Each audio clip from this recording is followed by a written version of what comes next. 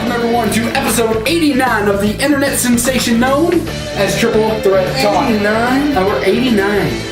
God, it's crazy. I am joined as usual by PostMaster Jones, Jimmy Biggers, Big B, Brendan Namiro, and just Kendra. I, of course, am the Doctor, Gary Lockard. Had a bit of some voice issues last week. Yeah, I was a little under the weather, and my voice wasn't cooperating 100%, so I wasn't able to attend last week, but I'm feeling better. And, Let me ask you this. Yes. In May 2011, did you see ourselves here for 89 episodes? No.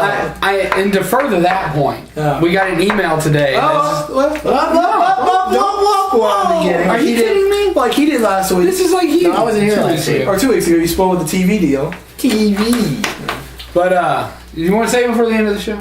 Sure, why not? Alright, we'll save it for the end of the show. No, I wouldn't think we'd been here 89 episodes because I would have thought we would have killed Big B by now. I know, right? It would have been just me and you and Kendra by now. Well, I would have said out of 89 episodes, I'd probably been verbally killed for like 87 of them. Well, I took last week off, so just warning you now. I'm just warning you now. So we start off episode 89 like we always do with user questions. And to kick things off from our good friend the Buck in 5, which by the way, thank you for the message. He is sending the show a care package. Care package. We appreciate that. A package of goodies for everybody. It's coming to my house, so hopefully it doesn't. So it'll hopefully it doesn't blow up. We'll never see it. We'll never see it. I know, he asked. He goes, if I ship it to your house, will everybody else get it? I'm like, why would I hoard it? Of course everybody will get it. So take some pictures, put them on Instagram so we know at least sent it. That's right. It's right. I'll at least send you a picture. Yeah, before and after before you opened it and after you ate it. Yeah, exactly. Anyway. So, do we see Ryback still becoming a champion in the future? I do. I mean, they usually don't go through a monster push like this. I mean, I said before with his push, he was kind of like Sheamus light. I mean, they kind of give him the same kind of thing where they pushed him so far, but they didn't push him over that edge at the end where you got to be the champion. I think they're kind of going a little bit back, pushing him down a little bit, getting him, probably building him back up again. But yeah, I see him as champion eventually. I think he's got enough to do that. I think so. He does have the potential to be a champion and to be longevity within the company. I think they've totally gotten people to forget that he was Skip Sheffield for the most part. Somebody's disagreeing with us already. Triple Threat Talk hotline rings in. We gotta get that fixed. That'll get fixed eventually. And also from the Buck in 5, do you see Punk versus John Cena from this past Monday Night Raw to be Raw match of the year, or will another match eclipse it? Now, we're not going to answer this question now. We're not ignoring it. We're only saving it for later. Because when we talk about wrestling coverage, we'll double back to this question. So, we're not ignoring it. We're just ignoring it for now. Hey, you picked up on that. From Against All Odds 20. What do you see Dolph Ziggler's role in WrestleMania being?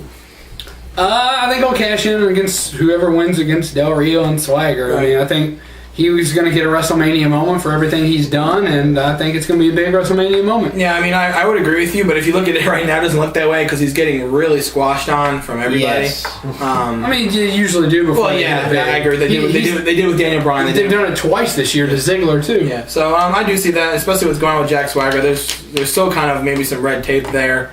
I don't know what's going on with that. We're obviously going to keep track of that as well. But I see Ziggler cashing in. He's had it for a long time. I think they're setting that up for him to cash in at Mania. I think so. They always say that Vince knocks you down and beats you up and puts you down to the lowest level before he. Happened with Bryan. Happened with the it happens. So it's to be expected, and I agree with them. He could cash in at WrestleMania, or he could potentially, depending on the situation with Jack Swagger, he could be the challenger for the belt on his own. He may just decide he wants to cash in that way.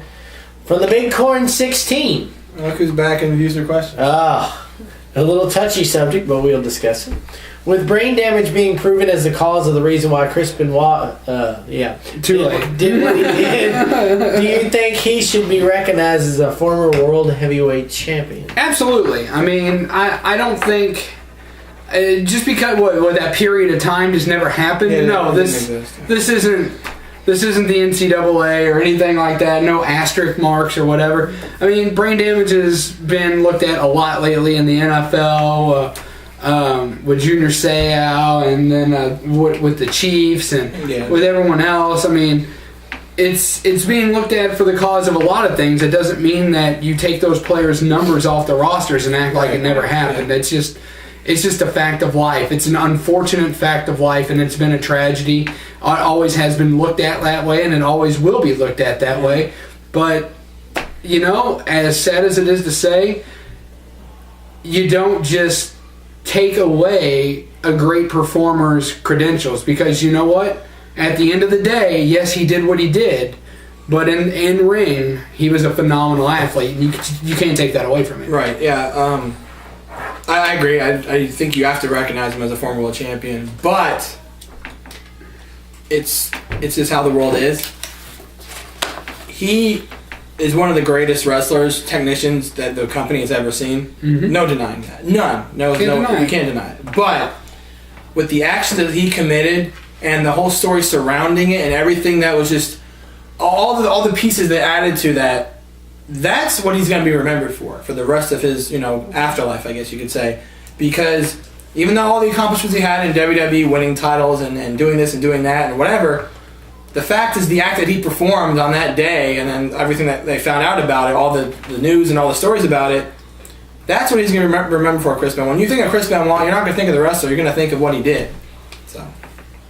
I agree. I mean, to an extent, he should be recognized. I don't think he should be allowed in the Hall of Fame. Absolutely. No, there's no way that happened. I don't think but to recognize him as a past world champion, I think you should, because, and maybe like the doc said, with an asterisk, if necessary.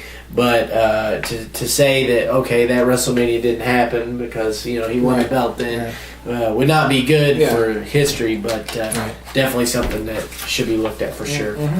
From the CAW interviewer, what do you think the consequences will be for Jack Swagger following his arrest? I don't think there are any consequences right now. I mean, he was on Raw, still putting out some good videos.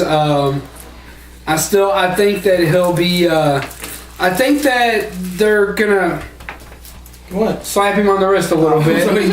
Let's face it, there are worse things that people have done in the WWE and still gotten away and come off pretty clean. Jack Swagger's been pretty clean. He's been on medical leave. There is such a thing as medicinal marijuana. Maybe it's possible. We don't know the details. But since he was on Raw and not suspended, maybe something like that is going on, and he had to get it cleared up. I don't know. Yeah, I posted a blog Sunday night about that on our website, triplethreattalk.com, fanadvocate.com. Obviously, the story that occurred with that was the DUI wasn't the reason that he would probably get in trouble. It was the possession of marijuana, the possession of the drugs, which would probably that we wouldn't be happy about. I mean, it depends, because this is WrestleMania, so it's completely different from what they've ever dealt with before. There's been times this has happened to numerous people, like Rob Van Dam, Randy Orton, I can go on, but it wasn't around WrestleMania time. Now with Jack Swagger, he's in one of the main events at WrestleMania. Like I said in the blog, I said, you want your top guy to reflect your company in a positive manner. This is not a positive thing to have happen to one of your main event stars. One of the guy you want to reflect the company in a positive way. So I think there's going to be some. I still think this. I mean, I could be wrong. I mean, he's not wrong where he says that they could just go with it because they're already too late into it. But I still firmly believe they're going to do something where either Jack Swagger gets quote unquote injured, or he gets a spot taken away from him. Because I would hope anyway, if coming from a business standpoint, they would look at that and say, this is not someone we want representing our company in a positive way for WrestleMania. We don't want that. So I think someone takes his spot. He frankly didn't deserve the spot if he's going to take something like that and throw it away being stupid. So I agree. I think he should lose his spot. He shouldn't get that chance at WrestleMania.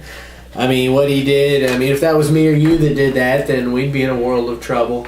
So it wouldn't be, if they, like Big B said, you don't want the top guy representing your company as to be a pothead or a drunk or And if you've noticed, they've kind of went away from Randy Orton a little bit because of that. Yeah. Because of that. Yeah, but purpose. Randy Orton's had several chances. Well, I know, but I'm saying from the standpoint of he has had several chances, but if you notice, they have kept him away from the top limelight. Yeah, because if he wasn't Randy Orton, he'd be fired. Yeah, exactly. So, for sure. I think it should be dealt with, and like Big B said, they should deal with it by taking away his shot at WrestleMania. Mm-hmm. And finally, to wrap up user questions from Jeffrey Castor. Since both Ryback and Sheamus aren't involved in WrestleMania matches currently, is it possible for Ryback to turn heel and face Sheamus at WrestleMania 29? Or is that a match you would like to see? I don't think it's possible. Right now, it looks like they might be gearing up to face the Shield in some capacity. I mean, Sheamus could always turn on Ryback, or Ryback could always turn on Sheamus, but I don't know. I kind of think that might be where they're going, where they're going to keep getting together three top superstars. Cena actually can't be part of this one because he's got bigger fish to fry with The Rock, unfortunately, but I think that might be the direction that they start going. Mm-hmm. So is that? Yeah, I mean, anything is possible, obviously, but conceivably, no. I don't think Ryback goes heel and faces Sheamus. I don't see that at all. I still think they're sticking with the Shield storyline, kind of going with that. Someone's going to step up and try to take them on. I don't know what Sheamus is doing. There's been talk where he looks like what we saw on Raw. Looks like he's feuding with Wade Barrett at this point. They might set that up for a WrestleMania Intercontinental title match between Sheamus and Wade Barrett. Ryback's probably do something in terms of the Shield. That's what it looks like. But yeah, I don't see Ryback going heel. It'd be kind of too soon. It'd be kind of fast if they did it like with less than 2 months to go, just to build that up. That'd be kind of weird. I agree. I don't see them facing off against each other. It does look like Sheamus is kind of trending towards Wade Barrett a little bit, and it looks like he's kind of gotten away. Although it's kind of confusing because of Raw, it looked like he was feuding with both the Shield and Wade Barrett. So it looks like the last couple weeks he's going more after Wade Barrett. Right. So it'll be interesting to see. Would that be a match you would like to see? Yeah, I think it would be a great match to see. Mm-hmm. We may see it eventually. Yeah. I don't think we'll see it at WrestleMania or anytime soon. No. But it would be a good match to showcase two of WWE's top young talents in Sheamus and Ryback. Yeah, for sure. Because I think if anyone goes heel first, it's probably going to be Ryback. Yeah, I would think so. It makes the most sense. So, with that wraps up user questions. We want to thank everybody for their questions, comments, quandaries, queries, and criticisms. Mm-hmm. And as always, we want to thank everybody for their input. And don't forget, if you would please get on the website, triplethreattalk.com, post a blog. If you post a blog, you will get full 110% credit. We want you all to be voices on the show as well. We want the fans to be heard just as much as us. So get on there, post a blog. We'll give you full credit, and you will not be discounted. Well, I was going to say, because someone was asking about the blogs on the website, and I don't think we clarified as much. What they probably want to do instead of going on the website, send us, because we have to, we have to approve it. So send it to triplethreattalk@yahoo.com and send it as a Word document, and that way we can do it that way. Right. Yeah. So with that, we anoint this week's Viewer of the Week. Whose turn is it? I think it should go to CAW Interviewer, but that's... Oh, so whose turn is it to pay? No. I agree with you, though. I think it should be the CAW Interviewer. Yeah, I like that, because that's probably the hot topic right now. Yeah. So with that, the CAW Interviewer, you are this week's Triple Threat Talk episode 89 Viewer of the Week. Episode 89. Good. Episode 89. Episode 89. Anyways, well, guys, let's take a early commercial break here. Early? It's about a minute early, but we got to delve into headlines. All right, then. So we'll take an early commercial break. Stay tuned. Just gives you longer time to dance. I know, right? No, burn those calories. Yeah. But instead, we're going to go to break. We'll be back right after this. Stay tuned.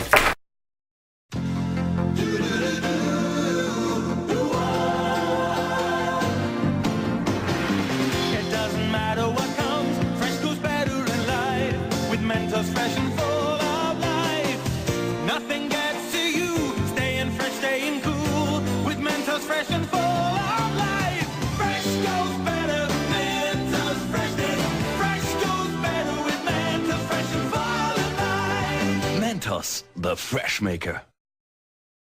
Take me back to 1999. Yuvo, play jukebox.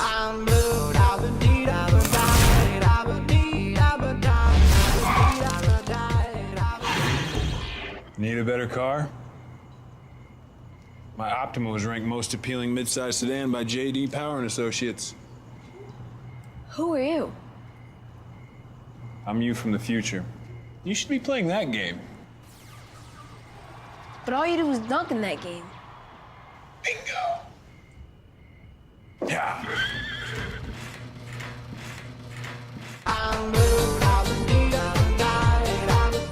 Welcome back to Triple Threat Talk, episode 89. We had a humorous discussion during the break. Let's not go into that. But I'm Gary the Dr. Logan, right next to... We were just talking about the usual escapades between you and Cody. I mean, Oh, come on. Isn't that enough already? Is that all you got? next to Postmaster Jones, Jimmy Biggers, Big B, Brandon Namiro, and just Kendra.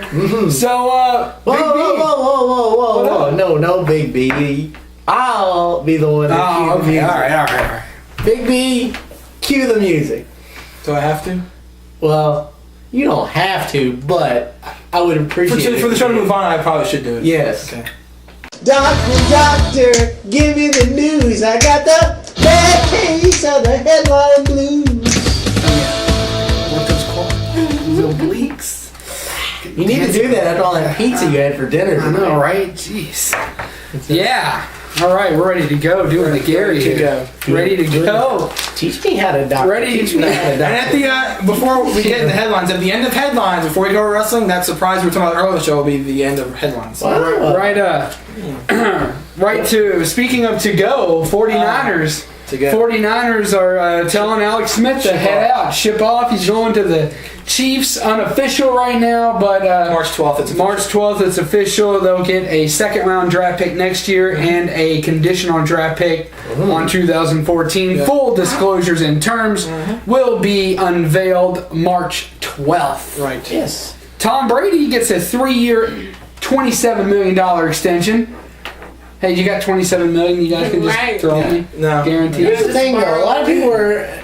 There's a big debate going on with this topic here, and a lot of people are saying what Tom Brady did is going to make a lot of people mad because It's actually good what he did. He saved, Well, he saved the franchise. but it devalued what Joe Flacco could ask for. It devalued what certain players could ask for because actually, but it didn't actually, because here's the thing: Tom Brady's actually not losing any money. He's actually making the same amount of money he would have made. When people see this restructuring and extension, they get confused. Trust me, these players don't restructure to lose money. What they do is they restructure to either get it front loaded to get all their money early, or it's back loaded to get all their money late. But they do it to help out the team, the ownership, and the franchise. For instance, there's several other players. Big Ben is doing it for the Steelers this year. He's restructuring so he, to help the team out. Peyton Manning was very known for doing it a lot in Indianapolis to keep that team together. So people saying, well, Tom Brady shouldn't do that. I think it's great. And I heard on Mike and Mike, they were having a big discussion about it. And Greeny was like, well, I don't like it. He's like, He wouldn't like anything to anyone. He's like, I don't like it. He's like, in baseball, they don't let you do this. But the difference in football and baseball, and what Golick was trying to explain to him is, baseball doesn't have a salary No, cap. right. Football has a salary cap. Look at the Yankees transactions. Yes, the Yankees pay like 70. What did I tell you a couple weeks ago? $75 million in luxury tax a year. The Yankees have to pay, which is outrageous. They're stupid. Their pockets are deep. For what they get, and I mean, this is another subject altogether. Right? Yeah, absolutely. Jeez. I know. I agree. But now, you didn't just. I'm going to clarify, just because you didn't quite clarify, and it's okay. But people out there want to know what that has to do with the salary cap. Well, what it has to do with the salary cap is if it's front loaded, you can save your team salary cap money for that calendar year. So that's the advantage. That's what Postmaster was getting at. So I think he saves them $13 million this year. I think so. About $13 million, so they can spend that $13 million on salary capping other players, or not sell, but spending that money towards this year's salary cap to improve, say, their defense or their O-line or however they want to. And so that's the advantage. And that's what Golick was saying. He was trying to explain to Green, He didn't want to hear it, probably. like, he's not losing money. He's not taking a pay cut. People are confused when they see the word restructure or anything like that. They think they're taking a pay cut, and they're not. Trust me, these guys are not taking a pay cut. Bottom line, Brady's saving the team money. Yes, exactly. The question is, and I'll pose this to Kendra and everybody else too, but I really want to get Kendra's point of view on this. Postmaster brought up an interesting subject. I don't think this devalues what other quarterbacks can ask for just because of the salary cap thing. Do you think that this would devalue for someone just like Joe Flacco or whomever else? I don't think so. No, I don't, because regardless of this restructuring deal, I mean, Joe Flacco is still Joe Flacco. Right. And he's still Super Bowl champion, whereas Tom Brady isn't. Right. Not for a while. And they know that they have to pay him to keep him, because any other team would be more than, glad to give their quarterback the back seat to let him come and take over. They know they still have to pay him, so, I don't think so. I wouldn't think so either. I mean, Flacco earned his worth in the playoffs. He did. He did. I mean, you have to pay him for the money, and I get what you're saying, but, also what we said also goes into he front-loaded. Right. So Flacco, I don't think this devalues his. No, it shouldn't. I think what Flacco's going to settle on is about a $55 million deal over the next 5 years. That's what I've got him pegged at, $55 or $60 million over the next 5 years. Which is not bad. I mean, I'm going to take that. Yeah, I'm taking it. And another thing too is if Brady had waited a couple years, because when this original contract was up, he would have been 37. So by signing it now, he's going to get $9 million a year the last 3 years, and he'll be 40. So more than likely, he'll probably retire. I would think would he have gotten $9 million a year if he'd have waited? That's the But question. the thing is with Brady, Probably not. he very rarely gets hurt, so he might not retire for it. Because, Well, no, he missed a whole year. And they with Matt Castle. Yeah. So. But switching from football to baseball, Curtis Granderson injured, out for 10 weeks. Speaking of the Yankees, Isn't he always injured? No, well, I don't know about that. Curtis Granderson. But yeah, I mean, spring training's in full swing. Literally full swing. That was a bad pun, but I said it anyway. good job, Big V. Yeah, right. Anyway, but yeah, they were playing the Toronto Blue Jays in spring training, and a pitcher threw a ball at Curtis Granderson, not intentionally, but he hit his forearm, and his forearm got fractured. We got 10 weeks, so hopefully the Yankees can, because they'll be about a month and a half into the season when he makes a full recovery, so hopefully they can. The Yankees just look bad anyway. They're injury prone bad. Jeter's, he's trying to come back. A-Rod's probably not going to play all year.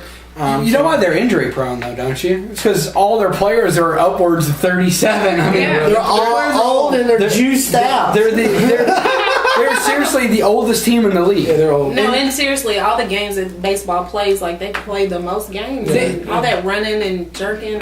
People can't handle it. We were talking about the salary cap earlier. What are they paying for at this point? You look at A-Rod's production. You look at the only way A-Rod can produce in the month of October is if he got somebody pregnant.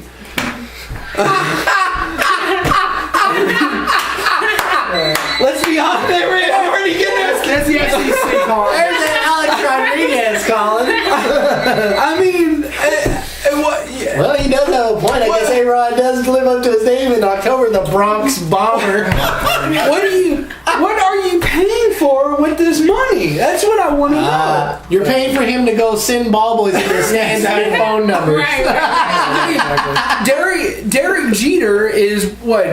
Isn't he injured now? Well, he's making a recovery. He's still a good Jeter. He had a really good year last year. He'll be out for the first 3 months of the regular season. No, he's making a full recovery. He'll be back. Unless, of course, Mark Wahlberg shoots him again. Yeah, Mark Wahlberg could always shoot him again.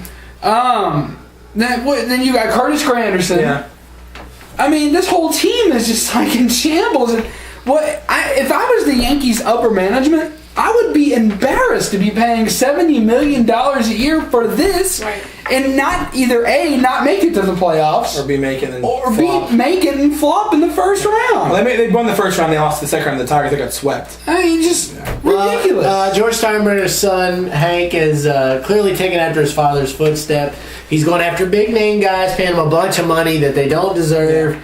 And it's finally starting to catch up to them. I think they're going to have to really restructure how they do things in New York to really get this turned. And I'm glad a lot of baseball experts are in the same boat as I am with saying I still think the Yankees are probably going to win the East, probably if they can stay healthy. I doubt it. But right now, Dude, the Orioles are going to be it wouldn't shock me if the Blue Jays won the East because they got a lot of talent on that team. They got Ari Dickey from the Mets. They got Jose Reyes, who's no joke. They're gonna surprise some people in the East. I think the Orioles are going to be up there too. The Orioles are fantastic, but the Jays are going to be good. I got to put the Oilers as the favorite in the East because Houston Oilers. They know we started talking hockey already. The Orioles. I have to put the Orioles as the favorite in the East just because, what are the Yankees paying for? They're paying for nothing. What are they paying for? Derek Jeter and a bunch of older guys. Yes. Yeah. It's the Blue Hair Robbers instead of the Bronx This is probably Rivera's last year. Yeah. Jeter doesn't have much time left. A-Rod's not going to play anymore for the Yankees. Probably either they're going to trade him away or they're going to let his contract run out. Any team would be stupid to put him on there, though. Because at that point, what are you paying for, Kendra? You are paying for a name. Exactly. Yeah, exactly. You're paying for a name. This is ridiculous. I agree. Moving on. Switching on from baseball and all balls, we're going to go to NASCAR. NASCAR. So we had a pretty interesting weekend last week in NASCAR. It was the kickoff to the 2013 season. Big B, if you would you roll this clip? It's a little horrific. So It is horrific. Yeah. Your discretion is always It's advised. definitely advised for this. Wow. So Luckily no one was seriously. a couple people were admitted to the hospital with critical injuries. Lucky no one was fair. Nobody was killed. And I want to commend Tony Stewart for visiting people in the hospital. That was nice. He did. A lot of people didn't know about that, but he gave grace and permission to ESPN to know that he went after Sunday's That was race nice, yeah. and visited. I think he took a half an hour for each individual Yeah. and visited them individually.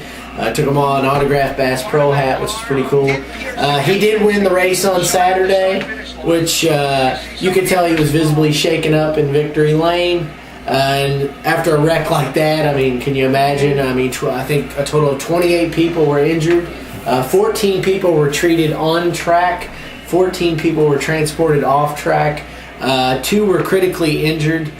And if you look real close in the video, a lot of people thought for the longest time that the tire that actually still had the shock and the axle attached went over the fence, but it actually pierced and went through the fence. Yeah, and that was the thing when I was watching.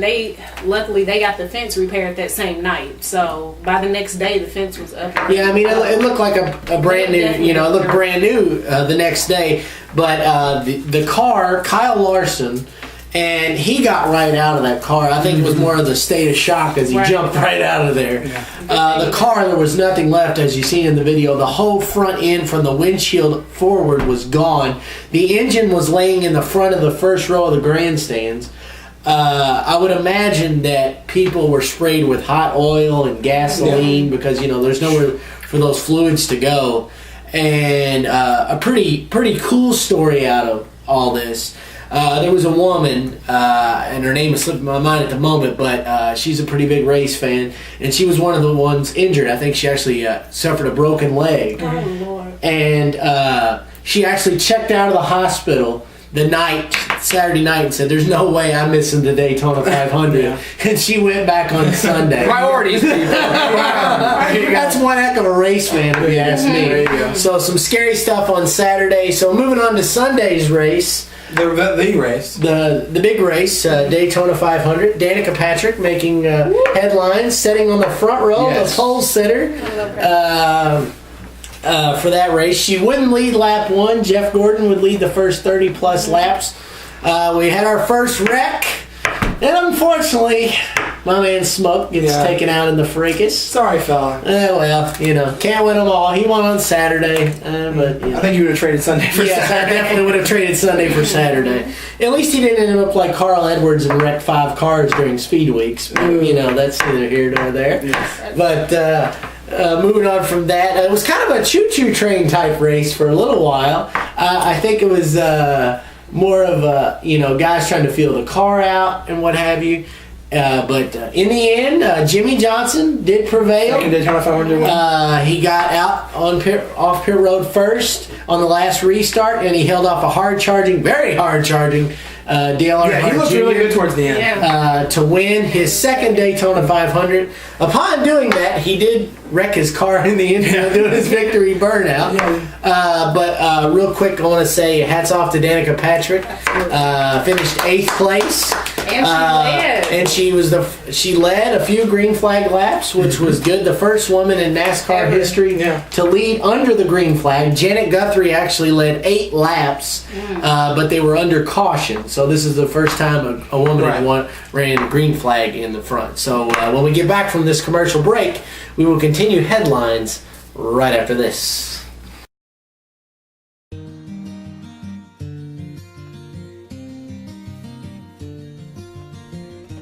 Took my love, took it down.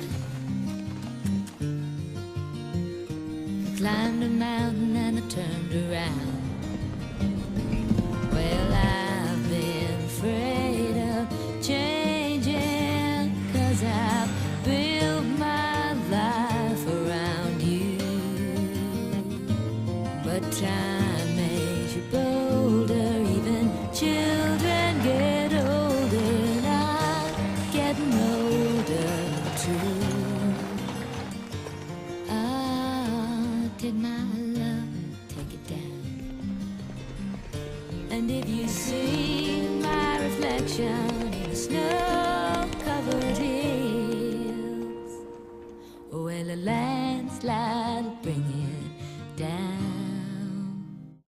And welcome back here on Triple Threat Talk. Postmaster Jones, Jimmy Biggers, along with the esteemed one, the esteemed Gary, the doctor. Esteemed Big B, Brandon DeMiro, and just Kendra.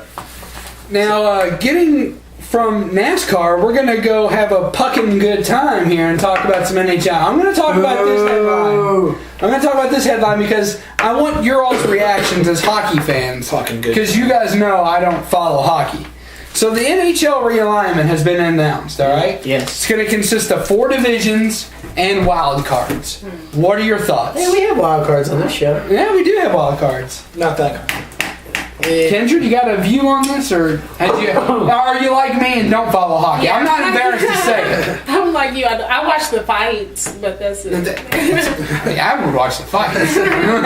All right, Big B, start it off. I mean, we talked about this a while ago. I mean, Yeah, we did actually. yeah. So obviously, it's good to condense it this way, and obviously, it makes the playoffs more interesting. I think. But like I said before, hockey's just they need to do something to fix a lot of things. So. The hockey realignment is actually a little, it can put some different stresses on some teams. As a matter of fact, the Nashville Predators are actually going to have to, travel an extra 2,000 miles a year with this new realignment. So not good for them. That was according to Preds player personnel representative David Legwand, who spoke with Josh Cooper from the Tennessean regarding the Preds' point of view. But it will be split up, like you said, 2 divisions in the Eastern, 2 divisions in the Western. Some teams that were in the Western are going to the Eastern, and vice versa. Vice versa.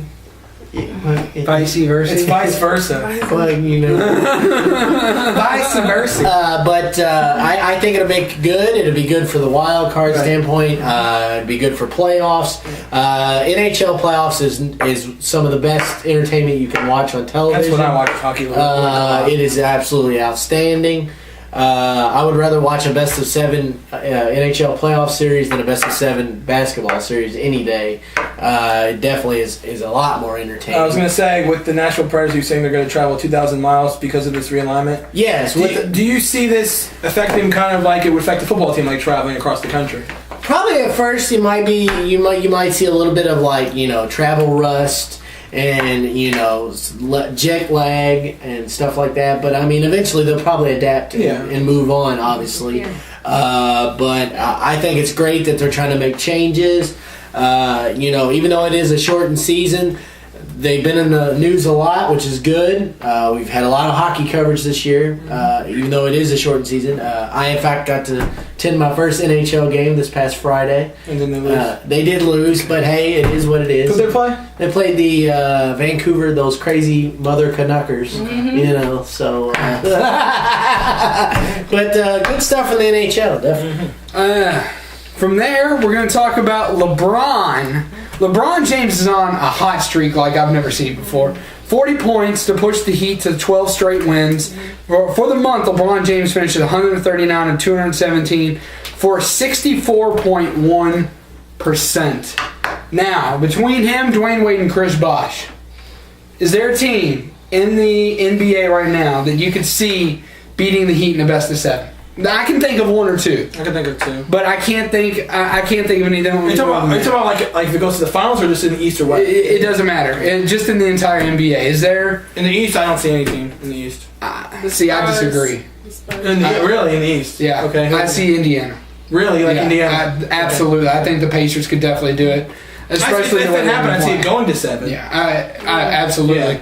I mean, the Pacers, they made it last year. They had them down 3-0, and they let the Heat come back and win. I think they just got a little too comfortable with their lead. I think it's the only team in the East, though. I think it's the only team in the East. Other than that, Kendra, you said the Spurs. Yeah, I would don't agree like with the that. Spurs, but they're playing good basketball. And actually, a third one comes to mind. Oklahoma City. Yeah. I mean, I'd add another team. I like the Pacers. I like that pick. The Spurs. I mean, Spurs was ridiculous. I like the Thunder. I think the Thunder can kind of contend with them. I like the Clippers. I think the Clippers can contend with them 7 games too. you know, I originally thought maybe the Clippers, and I thought maybe I could even throw the Knicks into this category. Not right now. They got to get back to December form. If they're gonna, they can. They have the potential to. Yeah. But right now they can't. And I think right now, I think that they're kind of with the Clippers right now. They both played really good ball in December, and right now everything's kind of folding down a little bit for them. Maybe they're getting a little tired. I mean, the Heat weren't on early, and now they're on. Right. The Pacers weren't on early, now they're on. Maybe next month we'll be talking about the Raptors and the Hornets on, and the team Grizzlies are on too. They've won straight. So, but I mean, West is looking better this year than the East. I think so too. I think the West is definitely tip topping up, and you know The Lakers are actually picking it up too. Yeah, right. But the problem with the Lakers is Mike D'Antoni. I mean, we talked about it several times on the show. I mean, Mike D'Antoni just can't get into somebody's face and call them out. When right now the person that needs to be called out the most is not Dwight Howard, is not Pau Gasol, is not Steve Nash, it is Kobe. I mean, because right now you're asking Steve Nash to adjust from carrying the ball, having sole responsibility of the ball, and asking him to share it with Kobe. Steve Nash needs to be driving this bus. Yeah. He needs to be driving this bus. And Kobe Bryant is not allowing that to happen because this is Kobe's team. Guess what? I understand Kobe. But the fact of the matter is the Lakers are playing better when you score 20 points a game as opposed to when you score 40 points a game. Because you're good for those assists and you are good for opening up the lanes. Yeah. That is what you are good at. And you are the best at that. There is no one, not LeBron, not Tony Parker, not Tim Duncan. Nobody. There is nobody in the league better at creating a shot for another player than Kobe Bryant. It's just not. It's not possible. See, I put most of the blame on Dwight Howard. He needs to quit being such a crybaby and lying about every little nook and cranny when it comes to... You can obviously tell he's not happy being a Laker. Well, he's not 100% either. He's not been happy since he's been there. He either needs to just pack up and go, they need to trade him, or he needs to change his attitude. I know he's been injured, but he does have a tendency to milk those injuries. And also, there's been games this season where he's had some pretty good games. Yeah, there's been a few games, but it hasn't been very many. He's definitely not playing to the Orlando Magic type form that when he was in Orlando, and I think he puts a negative spin on a lot of things, a negative effect on a lot of things, because you can clearly see he doesn't want to be there. So, he's going to rain his bad attitude down on everybody else, so that brings everybody else down. I don't think you can blame D'Antoni. That's not his fault. No. However, I do agree that Mike Brown got fired way too early. I think that was a terrible decision on the Lakers' part. Mm-hmm. And with the passing of Jerry Buss, I think if the Lakers don't, even if they do go pretty far, we could very well see another coming of Phil Jackson if he doesn't take the GM position in Seattle. But I think if you want to put a blame on anybody when it comes to the Lakers, it's definitely Dwight Howard. But see, the problem I have with that analysis, and Big B touched on that, and I think Kendra will agree too.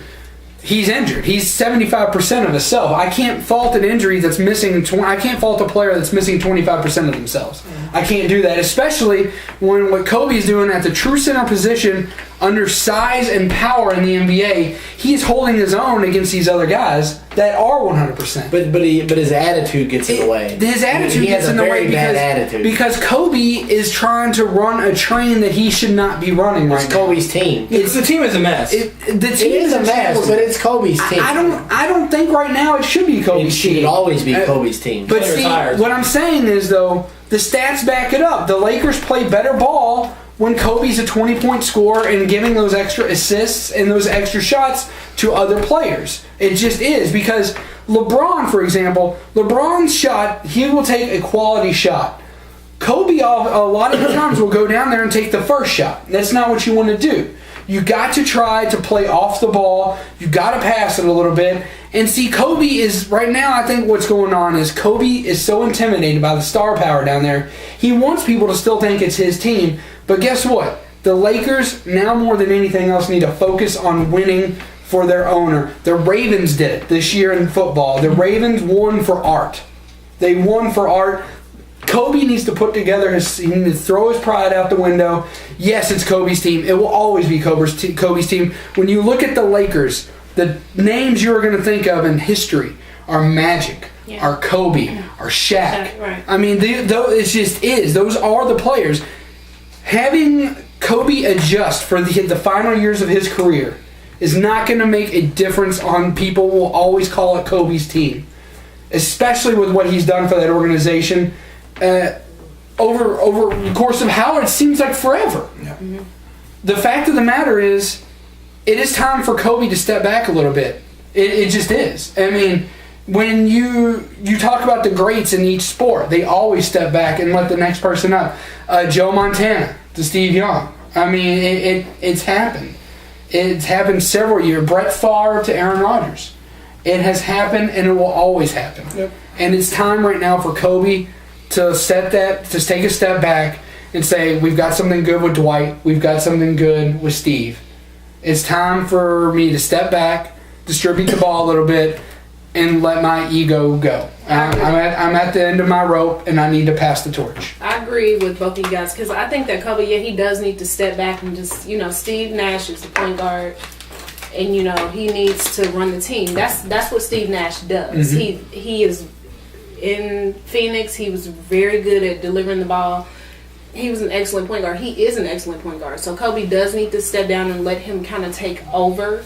And if the team wins when you score 20 points or 30 points as opposed to you scoring 40 and 50 points, and that's what you need to do. Like we talked about with Russ Smith, you need to accept your role and play your role. And if he's not if it takes him only scoring 20 but the rest of the team getting 10 here, 15 here, and then winning, then it's absolutely worth it now. But I do agree with Dwight Howard's attitude because even though he is only 75%, that attitude can bring the whole team morale down. And you can have a team full of superstars, which they do have, but if the atmosphere is not right, then you can't win because your head's not clear. So I do believe that even though he's hurt, and if he milks his injuries, and even if he's not playing, he needs to be the cheerleader for the times that he's not able to step out on the floor and actually produce. And if he does not want to be there, he needs to leave, and he needs to just realize and take this as a lesson learned that the grass is not greener on the other side, because I think that had a lot to do with him going to LA thinking the grass was going to be greener there.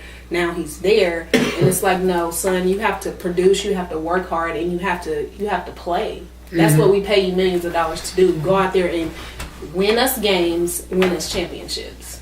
And you know what, you're right. He's got to.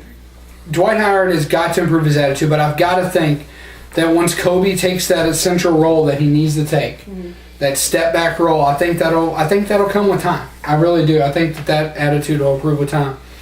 Now, speaking earlier, we spoke of a team that we thought we could beat the Magic or beat the Heat. I'm sorry. I said the Pacers. You guys agreed. Speaking of the Pacers, big news last night.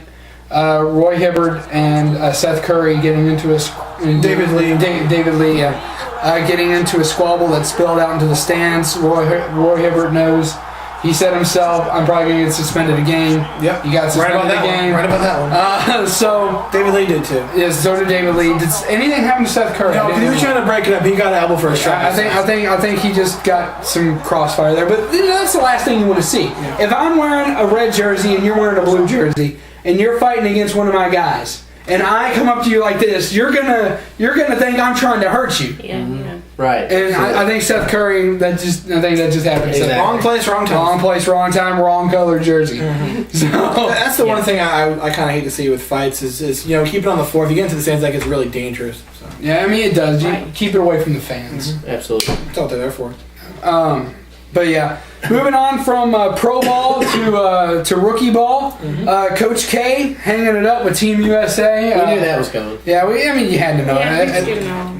He's Give someone else the reins. as much as I don't like him as Duke's coach, I do admire him as Team USA's coach, and he's done his country a great service coaching all these years. And Yeah, coaching and serving in the military. I came into my job, and he actually went to school with Coach K, and when he was coaching at the military academy, like he knew him personally, so it just blew me away. But he is an awesome coach, and he's getting old. He has heart trouble sometimes, so maybe he needs to hang it up. Give somebody else another chance. Those are big shoes to fill. Whoever takes on that position, boy. Because what other man can just all those egos on one team? Like, it's awesome. So when we get back from the break, we will wrap up headlines and get into wrestling right after this.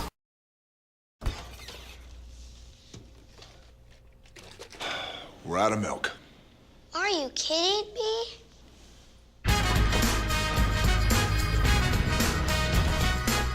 Mister! What? Up there! I'm sorry, honey. Gotta go. Lean on me when times are bad. And when your day comes, let you down. In the river of trouble, about to drown. Just hold on. 'Cause I'm coming. Hold on. Milk. 'Cause I'm coming.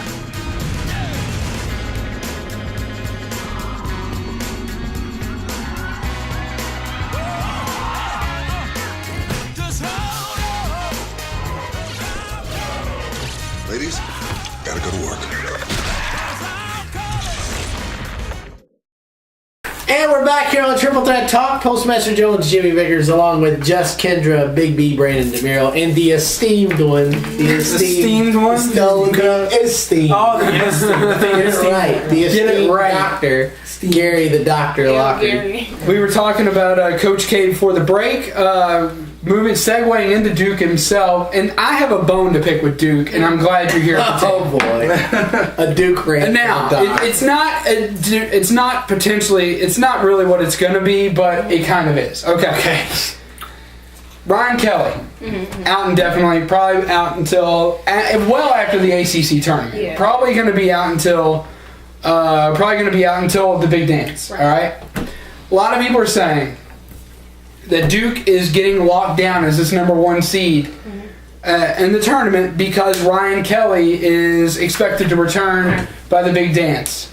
I have to put Miami here, and not because I hate Duke. Last year I had in my picks I had Duke as the number one seed. All right, I mean it happens where I have to admit that Duke is good, and they're a good team, but no other team. For example, if Russ Smith were not part of U of L, if Russ Smith were injured or Gorky Zhang were injured, they would not get credit for being a number one or a number two seed. Only with Duke will they do that, and I don't think that's right. I think right now Joe Lunardi and everybody else needs to recognize that Miami is the best team in the ACC, and they need to take a step back. And as of right now, Miami should be the number one seed, and it doesn't make a difference right now because the seedings aren't out. Right. But it just really angers me that they're giving Duke credit for a player that's not there. And I agree, and that's exactly what's going on. I am a diehard Duke fan, have been all my life, but Miami right now they've proven that they could be worthy of that. And what's happening is it's because it's Duke. Like you said, we're going off the name, but it's kind of like if you go apply for a car loan and you are this known millionaire, you don't have to give collateral because it's your name, it's your empire that they can go back and look off of. So I think that's what they're doing. It's the same thing. Duke can get the credit, but they've earned that. So although Miami is playing good basketball, great basketball, a great ACC contender, and they will. I project that they will do well in the tournament this year. It's so great they lost the other day. Yeah, they did. Everybody loses. Everybody, they all fall hard, but they're playing good basketball. But Duke still gets that benefit of the doubt because they are Duke, and that's something that can't be forgotten. But and the talking heads drink the Kool-Aid. We never know because it's still early. It's not even March yet. Right. Barely by the skin of our teeth. So all this ranking, all the seeds, that means nothing. However, I think it's unfortunate that Kelly's out. I pray that he can be back, by the big dance. But even without him, I think that they could pull it off like barely by the skin of their teeth. But as I agree with everything you said. They are still getting this publicity and this number one seeding only because they're Duke, and only because Mike Krzyzewski is their coach, and only because of the legacy that they have built over the years. And that's a fact. But that's just the way the cookie crumbles. And that's going to be game of the week this Saturday. Duke goes to Miami, and you got to think the winner of that for sure is going to have that number one seed. Absolutely. Duke wants to avenge the loss from earlier in the season. They got them at Cameron. Yeah. Cameron crazies. Beware. Beware. Yeah. Blue faces. Beware. Speaking of number ones, yet again, for the third time this season, another one, for the seventh time another overall, one bites the dust. IU goes down to Minnesota, 77-73 this year at Minnesota. Those Tubby Smith-led Minnesota Gophers. Yeah, didn't they say that guy couldn't coach? Wasn't there a lot of people around this area saying, "Oh, he can't coach. Yeah. He's washed up. He's done. Get him out of here." That number 55 on Minnesota. Oh my God, he went crazy. I almost fell off the treadmill because he was so big. He was posting up. He was showing his numbers so wide on the block. He was open. I mean, seriously, he was just like this. They could have just hit him right in the head with the ball because he was so open. He played so well, and he dominated. And I don't know his name, but I was like, he made a big difference. He played like a big man. He did. He helped them a whole lot. Like he really impressed me. The key to this game, in my estimation, was Indiana. Several teams let Indiana get away from you. All right. Tubby, just like Tom Izzo, can slow the ball down under certain circumstances, and that's exactly what they did. Tubby showed that he can coach. He was. Sometimes you're just not a good fit for a program. That's his bottom line. Bottom line is that. But to that point, not to get off that point, but just to say this. The man won 8 out of 10 SEC titles, and people still weren't happy. Because, you know what? An SEC title is great, but when you bring home one national championship in that time... Perry's brought home. But he's also got a Final Four and a But Tubby Smith also had another Final Four and an Elite Eight. And also another big thing that you're leaving out is the fact that Tubby was there 10 years. Calipari's only been here 3. Patino only got 1 national title, and you all loved him. Patino was a different story because Patino was amazing at what he did. I'm just saying, I don't like people that ran Tubby Smith out of the town. I thought he got ran out. He did get run out. I thought he didn't deserve to get fired. He didn't do anything wrong, I don't think. And to sit there and say, well, he couldn't recruit. No, he could recruit. Just because he's not getting the number 1 class like John Calipari every year doesn't mean he couldn't recruit. He could recruit really well, and he could coach very well too.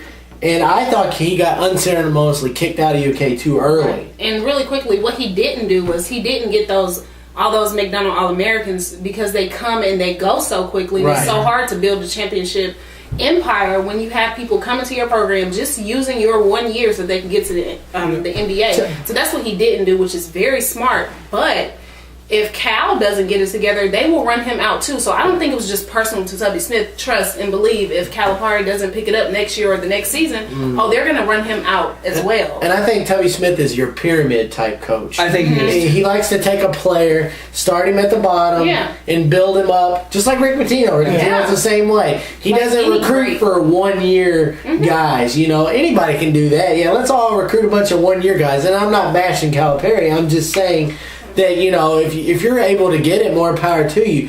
But eventually, it's going to catch up to you. And I think this year is a proven fact that, you know, this class for Kentucky this season isn't what, you know, the past classes were. And they don't have that leadership like they had in the past. See, what people fail to realize is last year they had the, you know, leadership of players that have been there, and people forget that. They think, oh, it was all those freshmen. No, they were the biggest part, but they had leadership. Something to look to. Yeah, they had somebody to look to. This year, and this is before Nerlens Noel went down, they had nobody to look to. They had Wilcher. They had Wilcher, which is fine. Jared Polson and Wilcher. Yeah, that's it. So I mean, it's either feast or famine with this. Recruiting, and I think this year is a famine year. And I'll tell you where a lot of people rub wrong with Tubby, and this is the God's honest truth. He played his son, Saul, at point guard when were there other better point guards on the team and available. He showed favoritism to a family member, to his son, just because he was his son. And we saw where Saul Smith went in the NBA, went absolutely nowhere. He was an assistant 2 years out of his career at UK. So that's not going to win you many points when you're playing the worst point guard you have for 35 minutes a night. That might be the case. And I think that's where a lot of people really got rubbed wrong with Tubby Smith, and that was toward the end of his career. So in essence, and then he goes to his next stop, and his son plays point guard for him there when there were better options on the roster. So, to be honest with you... And he lost to U of L 4 years in a row. Yeah, that probably didn't help. In Minnesota, I'm surprised he's still at Minnesota because of him choosing there, but he definitely solidified himself being there, beating IU. Absolutely. It was a big win for them.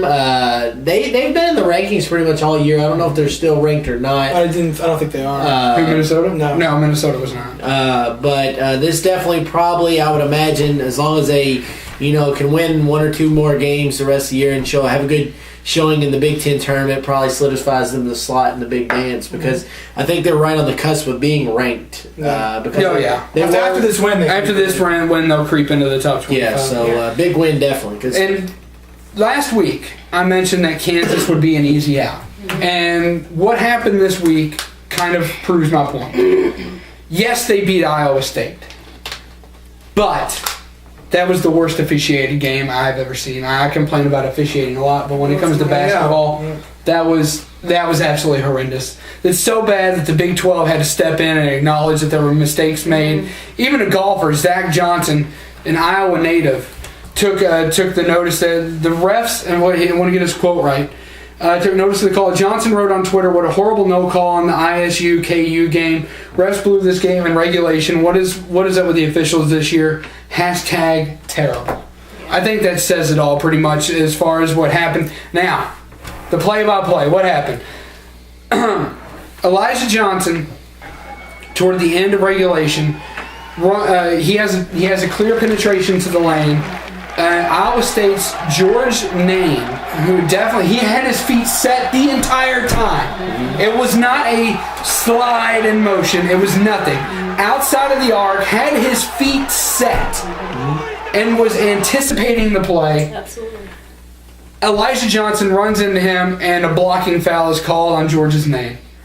Now, I understand that there's an objective to this, but I have seen blind monkeys make this call before. Yeah.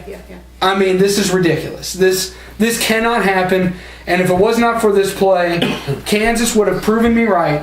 And heck, they already did.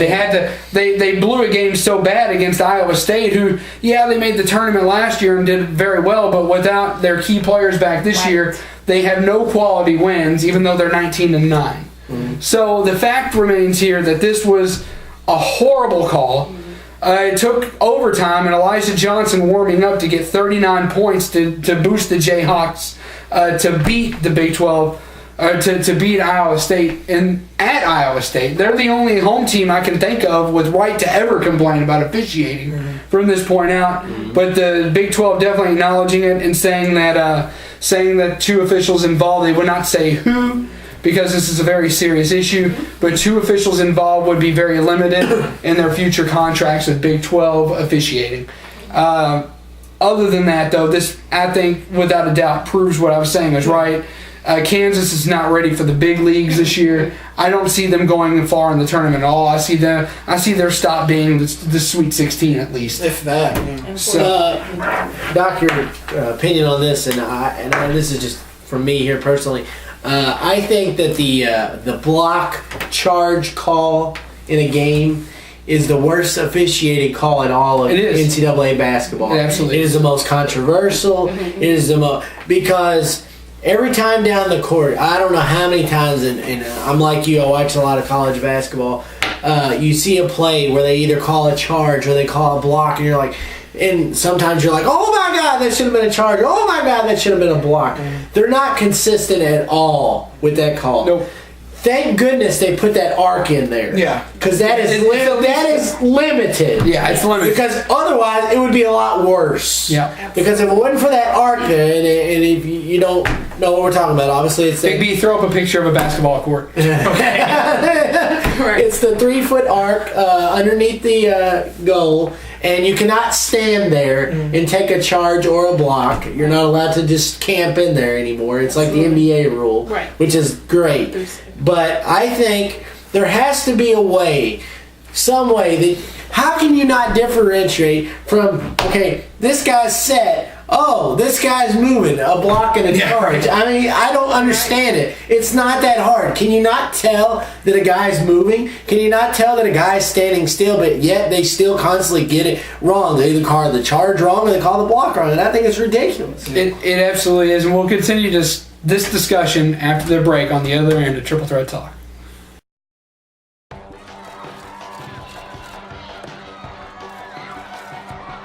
No one expected me to be here.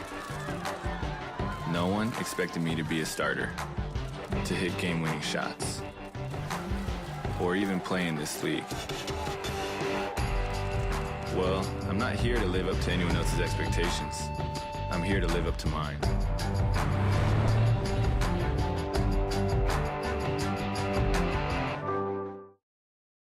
And welcome back here on Triple Threat Talk. Postmaster Jones, Jimmy Biggers, along with Just Kendra, Big B, Brandon DeMuro, and the esteemed one, the esteemed doctor. Esteemed one? The esteemed. Get it right. Esteemed. Thanks. All right. Gary the Doctor Locker. And before the break, we were talking about the block charge foul. Yes. In college basketball. So, Big B's going to throw up a graphic right here. Something along the fact of what I'm drawing for them to look at. It's NBA Jam. It's NBA Jam. All right. it's drawn with the doctor. So here's the key. All right. This is the free throws. This is the inner lane, the paint. All right. This is the 3-point line, all right? And this is Oz. No, I'm kidding. All right. This is the basketball goal. This is the basketball goal, and here's that little charge line, all right? Here's the charge line. Now, when you have a player set right here, anywhere along this line, all right? Yeah. And you're an official, all right? I'm going to put, we'll put R for a ref, all right? When you're one of the officials, all right, off to the side, and then, of course, you have the street ref, all right? The street ref. You have a player coming in to penetrate on the outside. All right, or to penetrate the lane. You run into this guy right here, this guy right here, this guy right here, and their feet are set. That is a charge. Now, that's a block. No, you're trying to throw me out. Don't do that. All right. So, I can see, to his point, when you are moving, okay, and when you're moving this fast, these two refs in here, all right, this guy and this guy. Right here. These guys have to peer through a few bodies to see what's going on. Right, absolutely. So this guy may think that contact is made by this player right here or this player right here when it actually could be made by this player right here and this player right here. So he's going to have a harder time looking at this. Now, oftentimes you would think that this guy, that this official right here on the side would be would be the one to make the call objectively. Right, you would think. But more often than not, it comes from This guy. this referee or this referee right here. Yeah. Which is stupid Which for is the guy stupid. way out here to make the call. You're like, Where are my opera binoculars, right? The fact of the matter is, I think another step, what the NCAA needs to do, is to go on with what you and what Kendra were saying about the line in the NBA. All right, I think what needs to happen is if the official closest to the ball, closest to the call, does not initiate the foul call, there should be no call. exactly. And I think that needs to be the next step to get rid of the objectiveness of this call. Because you're right. I don't think it's the most embarrassing call to miss. I think the most embarrassing call to miss is the fact that about 10 times a night I see a lane violation off a free throw and nobody calls Well, me. yeah, that too. But there is nothing going on because everybody is standing Everybody's still on that standing there line. and it's Waiting. So that to me is the most embarrassing call. But this is definitely the most objective call. Yeah, and exactly. this is the one that they get wrong the most. I think if it is not made by the official on spot, it should be no call. I agree. It should be no call. I agree. Drawing with the doctor. That's good stuff there, Doc. Good analysis on the block charge. If only had the numbers never locker to draw like the little animated. Maybe we get an Etch-a-Sketch or a Light Bright. I like Brian. I like Brian. Kendra, you alright over there? I am. Okay, I flipped so, this back over so you can Right, see right. just in case. There's that drawing. You got her befuddled down there. She's like, He was in school. He was schooling. He was teaching us there. Teaching There will be a test. That's right. So moving on to wrestling coverage. Whoa. Oh, Forgot the final headline of the headlines. What? I'm going to make them wait a little longer. No, you can't do that. I can do that. Well, we already promised them at But the we end of can the make them headline. wait. We're going to make them, we're going to dangle the carrot just a little longer. It wasn't up to me. It wasn't up to me. This is impromptu. He wants to continue to dangle that carrot. So moving on to wrestling coverage. OVW. Anything exciting happened this week, guys? Yes, Trailer Park Trash's last match will be at the upcoming Saturday Night Maybe. Special. Flash Flanagan. No, win or lose. It is his last match. that's Flash Flanagan. Flash Flanagan Oh, is okay. retiring. Win or lose against Flash. Robbie E. from Yes. Impact was in the building tonight. We were Robbie supposed to be E. there tonight. Not Robbie T. Not Robbie Terry, who's always there, but Robbie E. A.K.A. Zack Ryder. Yeah. Yes, definitely. The OVW TNA version of Zach. But yeah, we had that, and the coalition is starting to pick up their acts of attrition against terrorism. And then Stop it. I know, right? Stop it. So it's definitely good times. Moose and Johnny Spade is the headline tonight. I was very much looking forward to watching that, but due to other things, we had to postpone our trip to OVW. We should be there next week. We talked about it, and I think we all agree we want to see how Michael Hayes runs things. Or doesn't run things. So we're going to have to figure They don't out run things what at all. he's doing. Knowing him, He could be running into I mean, the ground. heck, when I'm interviewing the guy, he's sitting there batting at the cord. He's a cat. Are you a cat? He's easily distracted. I don't like it. Exactly. So, I mean, So definitely some good stuff check with out OVW. Brian Cannon's blog. OVMania.blogspot.com. Yeah, the top 20 up this week. Check out ovwrestling.com for anything news, information, or you can watch their episodes on blip.tv, or if you're local, channel 138 WKYI on Saturdays at 1 o'clock and 9 o'clock. And as always, we thank the fine folks over there, Frank Miller, Michael Hayes, now. Danny Davis, Al Snow, and everybody else. And of course, we want to give a big shout out to Mr. Terry Bodie. Thanks a lot. And Mrs. Cheryl Conley as they were getting ready to tie the knot real soon. That's good. The date is inching closer. So, And then before we go on to WWE, I have to say, there were some very nice pictures put up from Wrestling 911 against for Heidi Lovelace and Jesse Bell. Yes. So if you are a red-blooded male watching this show, you need to go to Wrestling 911 and check out those photos because they are worth the check out. Postmaster will be doing that as soon as he gets home. you're trying to get me killed, aren't you? Offset, there's a reason I said that.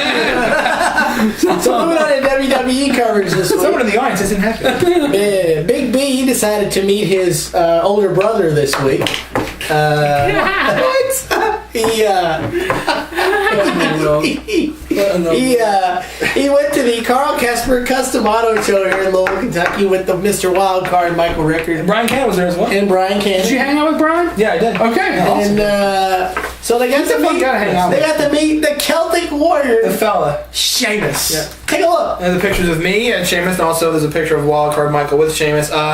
Luckily, the line wasn't as long this time for us. I went to WrestleMania 2 years ago, and his line was ridiculously long. It was impossible to get to see him because he was there. According to the guy running the interviews, not the interviews, the autograph system with Sheamus, he was supposedly going to get everyone done, and Brian said he left it like around 10, and Sheamus was still there. So I feel he was, and you could look at his face, he was exhausted. You could tell it in his voice. He was very tired.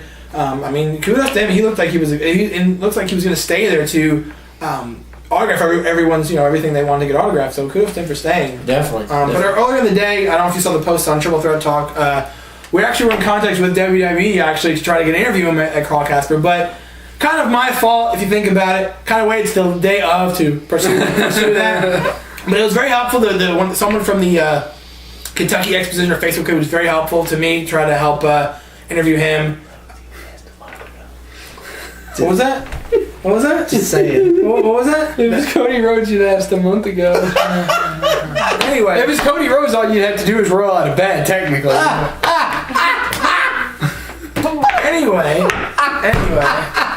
Anyway, so yeah, but I want to thank all the people from the Kentucky Exposition who are trying to help me, and then I did contact WWE. I didn't get a voicemail, but they were helpful nonetheless. Try to do that, but yeah, it was cool to kind of see that we have that opportunity. If need be, we can call someone from WWE because numbers are right there. Now we know the real reason Cody grew that mustache. See, I can't talk about wrestling seriously because that's all I think about. So they're obsessed with that. So But yeah, moving on to Monday Night Raw. Which was good. Yeah. Monday If Night it gets Raw all was its amazing. complaints about Raw, then I don't know what kind of wrestling fan he is. Apparently he isn't one. If he complains about this Raw, I don't think he will. Let's not accuse him yet. Yeah. But I know he's the most critical of our wrestling fans. A couple of things that I think were noteworthy of Raw was obviously the beginning. Brock Lesnar was bleeding like a stuffed pig, getting thrown into that ring post. 16 staples. Raise your hand. Yes. A stuffed pig is already dead, therefore it doesn't bleed. Yes, good point. Whatever. Anyway. Just want to throw it out there. Okay, thank you. Saying, Good Kendra, am I right? Good point, right, Kendra? Pink, that's gross. A stuffed pig does not bleed. It has an apple in its mouth, and it's on a rotisserie. It's not gonna bleed. Well, you know what I meant. Anyway. Man, you're hungry. You must be. Did you not eat, fella? I already ate. Anyway, but yeah, I needed 18 staples to get that wound closed up. That was It said 18. 18 staples. So it looks like he did take that bump in the ring post because he was really bleeding like really badly. Yes, he was bleeding pretty profusely. And you want him to bleed more. So. I did. I was like, bleed more. Sadistic person that you are. I am not sadistic. I just hate Brock Lesnar. So we did see the comeback of short shaven head Triple H. And he has his 120th different new shirt. Yeah, right. I think every time he comes back, he has a new shirt. But it looks like they're setting something up for WrestleMania between Triple H and Brock. Yeah, definitely good stuff there. You had Del Rio and Jack Swagger on Miz TV. That was pretty interesting. That was a good segment there. Again, Jack Swagger still being featured. He was in 3 separate segments. Miz TV had a match against the Miz. It was in another one of those YouTube segments. So they tried to track down Glenn Beck for. Yeah, I saw that. That was a video I posted. It's like even WWE can't get him, so we shouldn't feel discouraged. They went down to his offices in Texas and they tried to get an interview with him, and they were giving him the runaround saying Glenn Beck wasn't here when they clearly said he was there, and they wouldn't let him film there, and Glenn Beck was just dodging everything so that we'd interview him about his questions about the product. And that guy's a psycho. Now I have to say, we don't get political on this show often. Try not to. But people always say Republicans stick together and Democrats stick. That's not the case because Glenn Beck is a Republican and the McMahon family are Republicans. Actually, he's an extreme. He's like past Tea Party. He's extreme. Yeah. So people on party lines don't always get along, and Glenn Beck proved it with his comments. Yeah. Yeah, absolutely. So the main event of the night, wow, WrestleMania main event, quality main event. John Cena versus CM Punk with the winner getting the Rock at WrestleMania. A 28-minute marathon match to close the show. John Cena picked up the win, and John Cena looked phenomenal. See, this is my problem with Hurricane this. Rana. He did the Hurricane Rana, but here's my problem with this. And I told both of you, because both of you said, wow, what, John Cena looked great. Well, I told you here. Hold on. I told you earlier. Let me make my point. Go ahead. Okay. My point is this. I'm tired of people, just looking at Cena. Let's look at Punk, because Punk did outstanding as well. He had the flu. He had the flu, and he performed just as well, if not a little bit better. Well, he's better than John Cena. No one would disagree with that. But John Cena, yes, he did very well. But I think the true hero of the match was CM Punk, because it just like Jordan in his flu game, CM Punk had the flu and outshined John Cena, but yet all I heard on Facebook the next day, and that night even, was how great John Cena was. I think the reason you heard that is because for Punk, it's nothing new for him to perform as well as that well, because he's CM Punk. Everyone knows he's that good. For Cena to perform as well as he did was just a complete shock, because he usually doesn't do stuff like that. He usually just do a Hurricane Rana and doesn't have a quality match like that. I mean, I said to you earlier, when he faces an opponent that's much better than him, like a CM Punk or Shawn Michaels, he steps his game up because he tries to hang with them. He can't, but he tries, and he shows that he can wrestle pretty good. He's not as good as CM Punk or Shawn Michaels, obviously,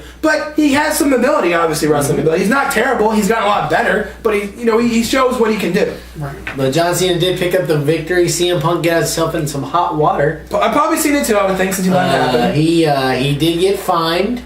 And he could get suspended. I doubt it. Not right now. Maybe after WrestleMania. Maybe. But he may get suspended. And if you don't know what we're talking about, he performed the pile driver on John Cena. Vince McMahon was absolutely livid. He blew a gasket. Yeah, he blew a fuse. And when I was watching, I knew immediately it was going to be a trouble thing as soon as he did it. Yeah, I mean, and CM Punk's no stranger to getting. He knows better than that. Yeah, I know. He knows. But see, I made the point to you.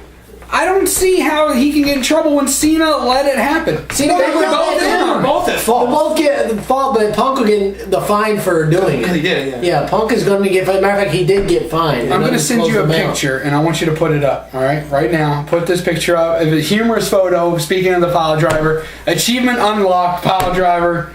On CM Punk. I thought this was a clever photo. So a very good Raw to kick off the road to WrestleMania. Obviously, as far as charging our way to that date. WWE always seems to step their game up. This week we got old school Raw. Maybe we'll see the Undertaker. I don't know. Maybe could be. So that wraps up wrestling coverage. You guys have a wild card? I think we all have a wild card. Oh, okay. Well, we will get into the wild card and the Idiot of the Week and wrap up the show right after this. Hey, Nick Dinsmore here. Do you have the dream of becoming a pro wrestler? Well, I did, and I came to Ohio Valley Wrestling. Join the Nick Dinsmore Pro Wrestling class today. I'm a former WWE superstar. I'm a former 9-time Ohio Valley Wrestling heavyweight champion, and I can train you to be the best today. For all the information regarding the Nick Dinsmore Pro Wrestling class, go to ovwrestling.com and click on school. Join the Nick Dinsmore Pro Wrestling class today. ovwrestling.com, click on school. And welcome back to wrap up the show. I am Postmaster Jones, Jimmy Vickers, along with Just Kendra, Big B, Brandon Rhodes, and the esteemed one. Why? I really didn't miss you last week. I didn't really miss you at all last week.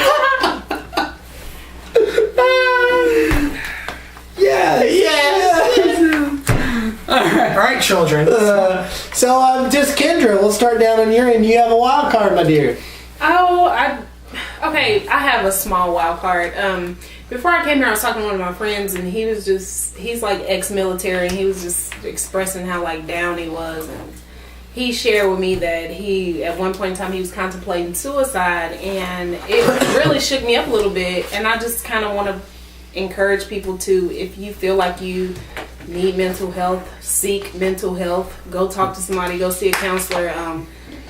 I don't know if suicide is at an all-time high, but I just never expected him to be contemplating suicide. If you are an ex-Marine or ex-military, they have services out there, because it's very unfortunate when people do take their own lives, especially when it can be prevented if somebody intervenes. So always be a blessing to somebody. Always speak, always smile. just always be polite, because you could always be the reason why somebody does not commit suicide. So that's my Absolutely. Always talk to people. PTS, man. It's a big post-traumatic stress. That's definitely a big thing with the military. Big B, wild cards? I have two. One's a quick one. We mentioned last week, because you mentioned about your basketball thing you were doing. I mentioned the tennis thing I was doing. Actually, this weekend is our first official practice, 3 o'clock on Saturday. It's at Central Park, which I have no idea where that is. I'm going to have to find it. I think it's in Old Louisville. You're getting a stare from the audience. Okay, anyway. But yeah, it should be fun. Hopefully, weather permitting, hopefully we can get out there. It's going to be cold, Oh, though. yeah, Just it warm is up. going to be cold. It's going to be chilly. Of course. What's your second wild card? Second wild card, I don't know if you heard the story or not, but the high school player, the mentally handicapped high school player, got that ball passed him from the other team. There's a new story. I'll put the link in there for the story. It was done by CBS, I believe. The kid was mentally handicapped. He was really a big fan of basketball. He was the team's manager. And the last game of the season, they put him in on the floor, and they were talking to the coach saying he'd give up a win just for him to get on the floor or get him to score a point. And they were trying to get him the ball. He was missing shots. He was knocking passes out of bounds. He was trying to get the ball, but he was losing control of it. At the end of the game, the other team passed the ball to him, and he was right in his own goal. He made the shot, and the crowd went nuts. It was a great thing to see. It was really nice to see. Good stuff. It was a great, heartfelt story. So. Doc? I don't have a wild card this week. I don't really have a wild card either myself. You're ready for the idiot of the week, aren't you? Yeah, the idiot of the week. You're ready for it. You're ready for it. All right. So, idiot of the week this week. Mm-hmm. So, when you want to order a cheeseburger, where would you go? McDonald's. Okay. Yeah. Burger King. Dairy King. Five Guys. Smash Burger. Kendra, where would... Home run burger. Yeah. Home run burger? There's a plethora of places. White Castle. Yeah. Good white. They're good. 24 hours. Why not? Anyway, what do you call 911 for? Police, fire, EMS. Emergencies. Right. Do you think they both go in the same way? Well, apparently to this guy. Okay, this guy here, he called 911 not once, not twice, not 3 times, not 4 times, 9 times. Yeah. He called 911 with a cheeseburger. Oh my God. So he calls him 9 times to order a cheeseburger, and then eventually I'll post the video. I'll post the link to the actual recording of it. And the guy was saying, well, if you want a cheeseburger so bad, why don't you go out and get one? He was afraid. Well, this guy was afraid because he had a previous arrest record, so he don't want to go out and get arrested. So he's like, I don't want to go out and get arrested. So he's trying to call 911 to order a cheeseburger. He was afraid because he had a previous arrest record that if he went out to get a cheeseburger, he would So, I think this ranks up with one of the stupidest people in the week. So the guy calls 911 to order a cheeseburger 9 times. You're in this week's Triple Threat Talk. Idiot of the Week. I think it would have been 8 if you called him once. Right. Wow. 9 times. That was good. Good stuff from everybody as always. It's a big announcement. So now you waited long enough. You dangled the carrot. Should we tell him now? I can say Let's wait till next week. So if you want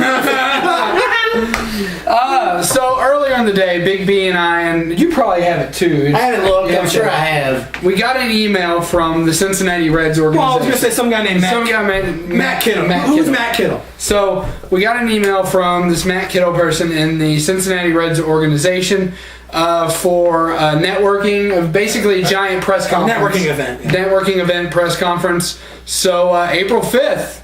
Going to our first press conference, and it's a big one. Yeah. It doesn't get any better than a pro team. So The Reds are Reds. So Cincinnati Reds. The highest person in that email I remember was the COO of the team, so that's pretty good. You think they'll get mad if I wear my Braves hat? It's business casual. It's business casual. It's no hats. But I wouldn't see the problem with that. I mean, you the can Braves wear your haven't. You can wear your Mets hat. The Braves haven't posted a threat to the Reds in years. So no, because they've always been better than the Reds. So. Last season. So, but yeah, so pretty good stuff interesting. there, definitely. Pretty interesting Press stuff. event. Yeah. So Press event. Moving it up in the world. we'll be there April 5th in attendance with, I'm sure, many fine men and women of various media And outlets. Big B, I didn't see on there where it said spouses are allowed, but if you want to bring Cody, you're more than welcome. Feel free to bring Cody. Yes. That's all you have today was just Cody. Yeah, today. Are you gonna write some material tonight and then Yes. something new next week? Yes. Okay, I look forward to it. Yeah, but see, the Cody never gets old. It doesn't. It really doesn't. His mustache is getting old. Because you just kind of lay there and take it. And I don't mean That's what he- figuratively. No! Speaking of the Cincinnati Reds, it's going! It could go all the way! Yes! Home run by PostMaster! So you want to like us on Facebook? Let's see if we can get this. Okay, let's go. Go ahead. If you want to like us on Facebook, please like us on Facebook at facebook.com/triplethreattalk. You want to follow us on Twitter, follow us at Triple Threat Talk. You can send us any comment or question you have, and send your blogs to triplethreattalk@yahoo.com. And follow us on our website, triplethreattalk.com. So Triple Threat Talk, this is Big B.